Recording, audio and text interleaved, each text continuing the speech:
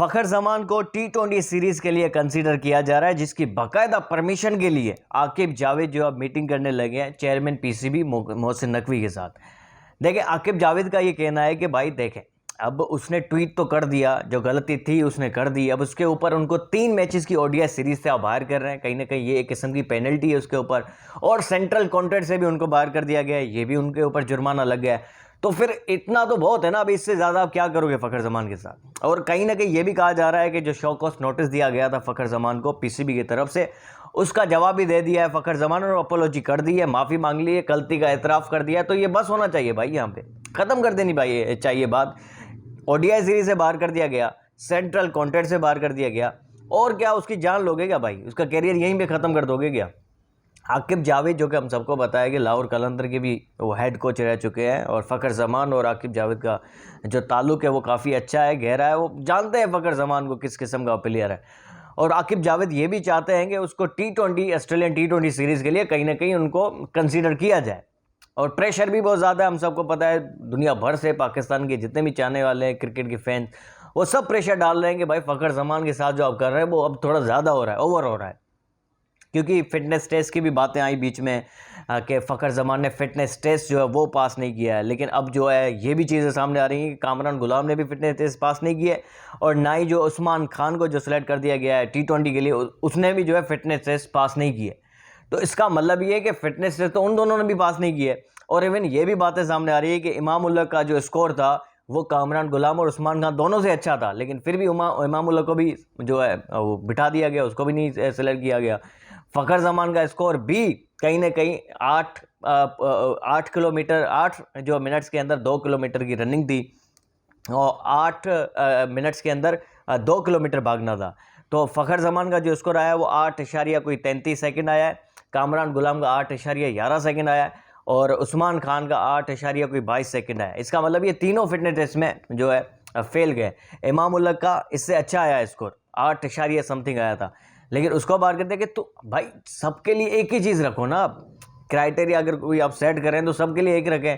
ये तो अब सिंपली हम सबको पता है कि फ़खर ज़मान को अगर ड्रॉप किया गया है तो जस्ट बिकॉज ऑफ उसने जो ट्वीट किया था, और जो कनेक्शन कैम्प में जो तनकीद की थी पाकिस्तान क्रिकेट बोर्ड के ऊपर, इंटरनेशनल डिपार्टमेंट के ऊपर, उसी ही की बिना पर जो है फ़खर ज़मान को टीम से बाहर किया गया। इसमें तो कोई शक नहीं रहा।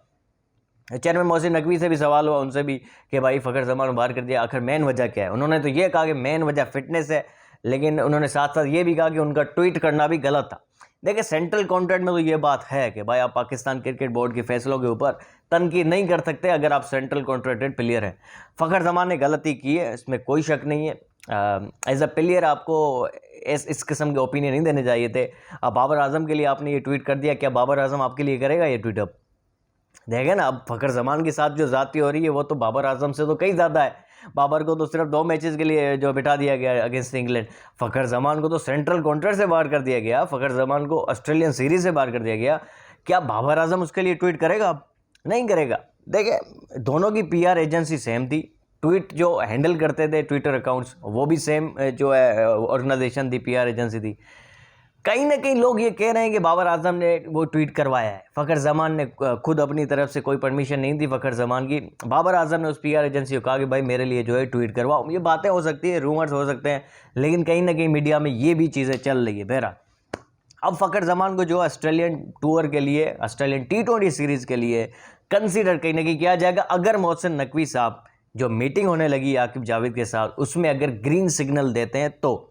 अदरवाइज कुछ नहीं होगा। वो आकिब जावेद तो कहेंगे भाई अब नाराज़गी आप छठो भाई, अब मेरे ऊपर डाल दो जो भी है। लेकिन ये एक चीज़ है कि मोहसिन नकवी जो है आकिब जावेद को फ्री हैंड दे रखे हैं, वैसे ही और सारी अथॉरिटीज़ उनको दे रहे हैं। भाई आने वाला कोच है पाकिस्तान का Aqib Javed, high performance centre का भी उनको जो है डायरेक्टर बना दिया गया, चीफ सेलेक्टर वो ऑलरेडी है। तो पावर्स तो हैं, आकिब जावेद की बात में वज़न भी है, पावर्स भी है, उसने कर भी दिखाया। अभी उसने एक फार्मूला दे दिया भाई इंग्लैंड से जीतने का, वो हम जीत गए। तो कहीं ना कहीं गुड बुक्स में तो है मोहसिन नकवी की। अगर वो कहेंगे कि फ़खर ज़मान को हम सिलेक्ट करना चाहते हैं T20 में, तो मेरे ख्याल से मुझे ये लगता है मना नहीं करेंगे। मुझे लगता है कि ग्रीन सिग्नल दे देंगे। अब डिपेंड करता है आकिब जावेद किस तरीके से उनका केस लड़ते हैं। देखिए, कहीं ना कहीं सज़ा तो मिल चुकी है। अब 3 ODI से बाहर कर देना, सेंट्रल कॉन्ट्रैक्ट से बाहर कर देना, जो उसने किया उसका सिला तो उसको मिल गया, और क्या जान लोगे क्या उसकी भाई? और क्या करोगे आप?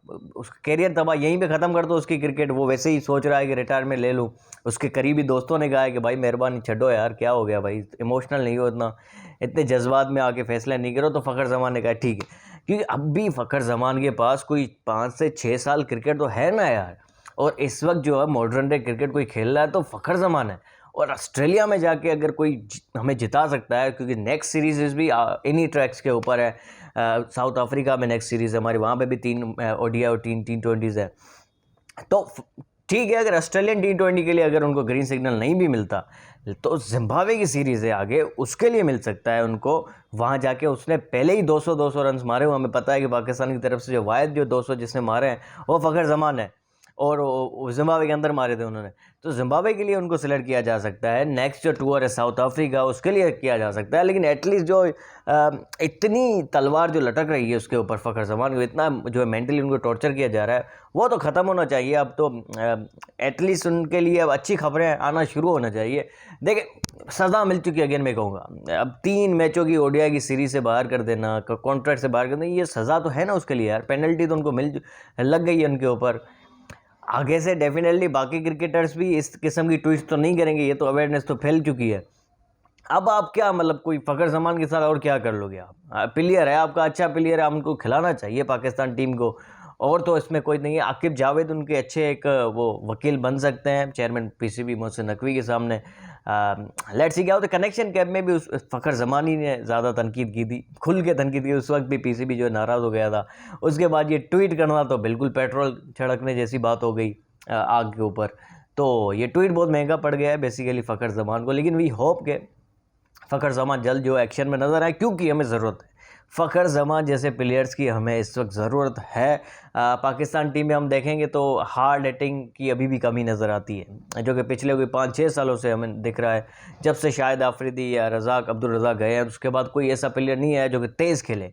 फ़खर ज़मान जो है तेज़ क्रिकेट खेलता है। एक खुद उसने कहा है कि अभी कि भाई मैंने हमेशा पाकिस्तान के लिए क्रिकेट खेली है, मैं अपने माइलस्टोन और पर्सनल रिकॉर्ड्स के लिए कभी नहीं खेलता। हमें देखा भी सही अगेंस्ट न्यूजीलैंड कैसे उसने हमें मैच जितवाया, 400 के करीब कोई टारगेट मिल चुका था ओडीआई वर्ल्ड कप के अंदर इंडिया में। बेंगलुरु का ग्राउंड था, क्या कमाल का उसने धोया है न्यूजीलैंड को। बहरहाल कहने का मतलब ये है कि फ़खर ज़मान जैसे प्लेयर्स बड़े कम आते हैं और इनको यूटिलाइज़ करना चाहिए। यही पीक टाइम है फ़खर ज़मान का, इसी ही टाइम में इनको यूटिलाइज़ करना चाहिए। ठीक है, आप उसने गलती कर दी, उसकी सज़ा उनको दे दें आप, लेकिन ऐसा नहीं करेंगे उसका कैरियर यहीं पे ख़त्म कर दें, ऐसा नहीं करें। एटलीस्ट जो T20 सीरीज़ है ऑस्ट्रेलिया की, उसके लिए सिलेक्ट करना चाहिए। अगर T20 के लिए नहीं तो जिम्बाब्वे और साउथ अफ्रीका के लिए तो उनको कंसिडर लाजमी करना चाहिए। ये हमारी एक दिली ख्वाहिश भी, और चाहते हैं कि पाकिस्तान क्रिकेट बोर्ड ये फैसला करे। अपना ख्याल लगे, ले लो में।